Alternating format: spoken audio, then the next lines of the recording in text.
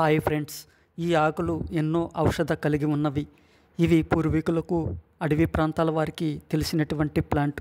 ఈ ఆకులు అధిక ఔషధ విలువలను కలిగి ఉంది. బొటానికల్ నేమ్ ఎరిథ్రోక్సిలం మోనోజినం అని, సాధారణంగా రెడ్ సెడార్ మరియు బాస్టర్డ్ శాండల్ అని ఎరిథ్రోక్సిలేసి కుటుంబానికి చెందినవి. తెలుగులో దేవదారు అని పిలుస్తారు. ఈ ఆకులు వైద్యపరంగా మరియు కూరగా ఉపయోగపడతాయి. కలప నుండి నూనెను తయారు చేస్తారు. కలరా చికిత్స కోసం కాండం, బెరడు పొడును మాత్రలుగా తయారు చేసి ఆయుర్వేదంలో ఉపయోగించబడుతుంది.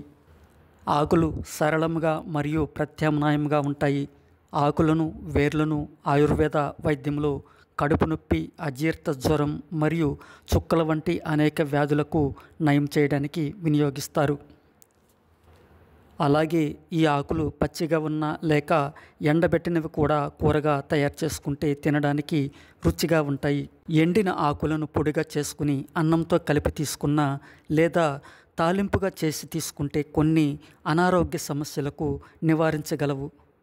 ఆకులలో ఆల్కలాయిడ్స్, కార్బోహైడ్రేట్లు, ఫ్లేవనాయిడ్లు మరియు గ్లైకోసైడ్లు ఉంటాయి.